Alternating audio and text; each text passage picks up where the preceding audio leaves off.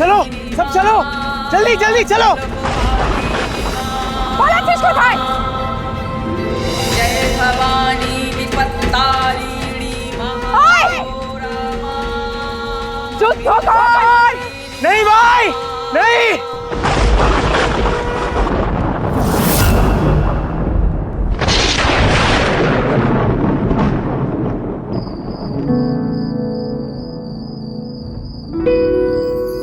এ তো জ্ঞান নেই দেখছি।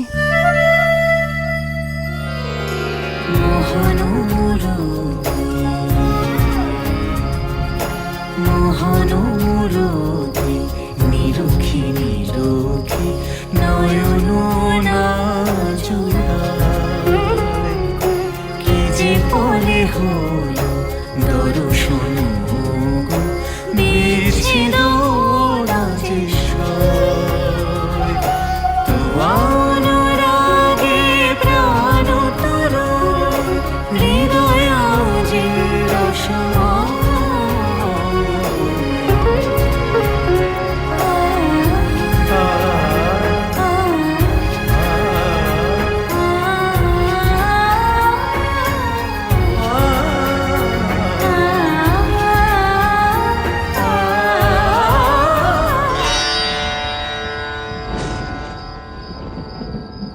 জ্ঞান ফিরেছে মানুষটার। যাক বাবা। এখানে কে আমার উপর আক্রমণ করলো? দেখে তো ভীমজির লোকজন বলে মনে হচ্ছিল। আমাকে বাঁচালোই বা কে? নিজের মনে কি বিড়বিড় করছে, গিয়ে বলবো কি ঘটেছিল?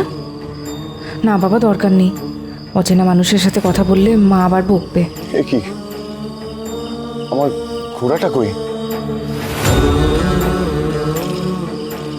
আমাকে কলাবতীর কাছে যেতেই হবে, সে আমার অপেক্ষায় থাকবে।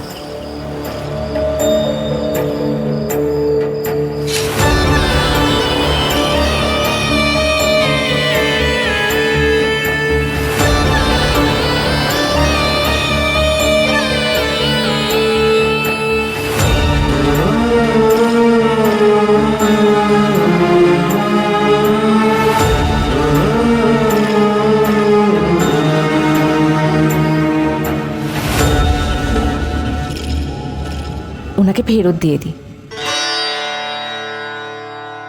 এত দামি পাথরখানা এইভাবে ভুলে চলে গেল, কোনো খেয়ালই নেই। যা, উনি তো চলে গেছেন। কেমন মানুষ ছিল, আমি রেখে দিই। যা, নিশিপদ্ম, মাগো, তোমাকে কালকে নিশিবদ্ধ এনে দেবই দেব, আজকে একটা বাধা পড়ে গেল। তার চেয়ে বাবা ঠাকুরের জন্য কয়েকটা কুমড়ো ফুল আর বক ফুল নিয়ে যাও, ভেজে খাও।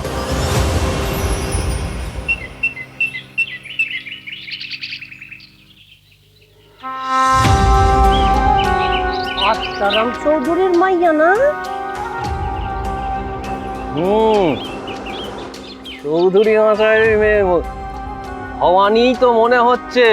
তর্কলঙ্কার মশাই এত সকালবেলা ওই জঙ্গলের দিক থেকে বের হলো, খোলা চুল, হাতে আবার কাটারি মশাল। না, আত্মারাম চৌধুরী জমিদার বইলা মাথা কিনছে নাকি? হ্যাঁ, আমি কইতাছি এ মাইয়া দেখো গিয়া সারা রাত জঙ্গলেই আছে।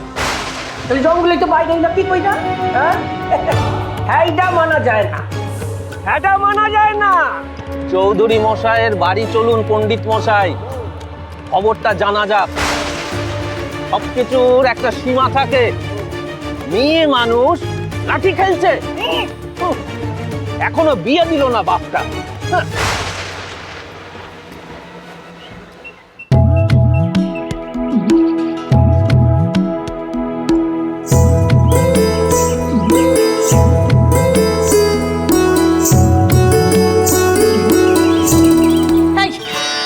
এখন কোথায় আইতাছস? কোথায় গেছিলি রাতের বেলায়? মাইয়া তো দেখতেছি আমার হাড় মাস একবারে জ্বালাইয়া খাইলো। সকাল সকাল মেয়েকে বকছো কেন গিন্নি? হ্যাঁ, কি করেছে আমার বাবারি মা? কোত্থেকে আইলো সেইটাকে জিগান। এখানে এখন বড় বিপদ হইতে পারতো তো। এমনিতেই লতিকা দিন রাত আমাকে কথা শোনায়। কই গেছিল ক? বাবা ভালোবাসে না? দেখো দেখি, বাবা ভালোবাসে তাই জন্য কুমড়ো ফুল আনতে গেছিল, তাই না মা? বাবা ঠাকুর আসলে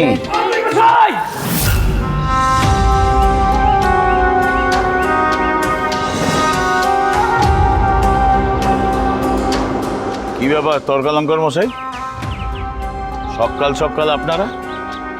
বলি কোনো গোল বেঁধেছে নাকি ছাতি নাই? হাই কথাটা তো আপনার মাইয়াই কইব চৌধুরী মশাই। কাল রাতে আসিল কোথায় সে? উত্তর দিতে হইব, সত্য বসন কইতে হইব কিন্তু। আমি কেন খামোখা মিছে কথা বলবো? আমি তো রাত্রে জঙ্গলে গেছিলাম মায়ের জন্য নিশিপদ্ম আনতে। কি কয় দিদি? সারা রাত লেগে গেল মা নিশিপদ্ম তুলতে। হ্যাঁ, তুমি তো ফিরলে ভোর রাতে। নিশিপদ্ম কোথায় তোলা হলো না রত্ন ঠাকুর? মাকে তো নিবেদনই করতে পারলাম না। চমৎকার। তাহলে তুমি কি করছিলে মা রাতের বেলা খোলা চুলের জঙ্গলে? রাতে তো ভীমরাজ্যের দস্যু এসেছিল ছাতিনার জঙ্গলে। আমি কাটারি নিয়ে ওদের সামনে না দাঁড়ালে ওরা একজন ভালো মানুষের প্রাণ নিয়ে নিত।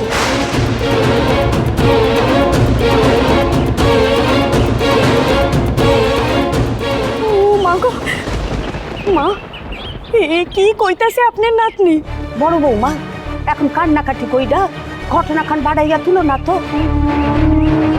মা, পণ্ডিত মশাইরা যখন আইছেন আর আমরা আর কি বাড়াইতেছি। দিদি এমন ঢাকা বুকা মাইয়া হয়েছে ভবানী যে কি কম।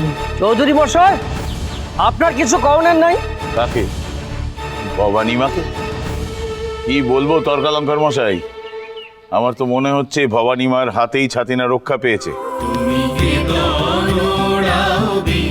কি বলেন পুরন্দর ঠাকুর? হ্যাঁ, তা তো বটে। ভবানী মা যেদিন জন্মেছিল সেদিন ভিন রাজ্যের দস্যুর কবলে পড়েছিল এই ছাতিনা, আর তারা অলৌকিকভাবে চলেও গিয়েছে।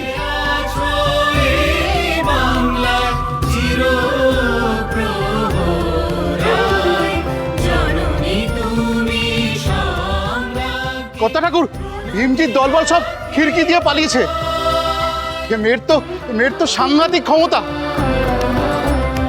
আমাদের ভবানী মা দুষ্টের দমনের জন্যই এখানে এসেছে পণ্ডিত মশাই।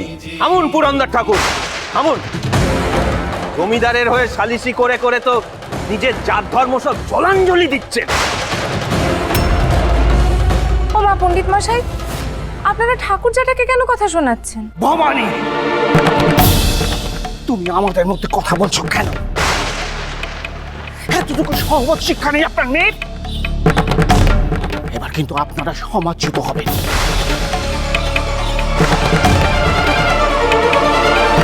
চৌধুরী মশাই, আপনি জমিদার বলে সমাজের ঊর্ধ্বে নন।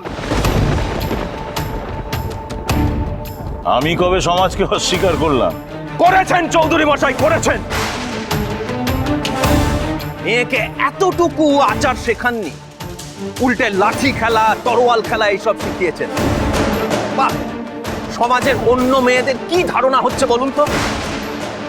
বাবা ঠাকুরকে বলছেন কেন? আমাকে বলুন যা বলার। ও তোমারই কইতে হইব। রাতের বেলায় জঙ্গলে খোলা চুলে কাটারি হাতে পরপুরুষের সামনে সাহস সাহসে মাইয়া মানুষের কোনো সহবত থাকবো না। হ্যাঁ, আবার নিজে হাতে মায়ের ঘট প্রতিষ্ঠা করলাম। পণ্ডিত মশাই, ভবানী মা আমাদের ছেলে মানুষ, অত কি আর বুঝেছে? এবারের মতো ক্ষমা করে দিন।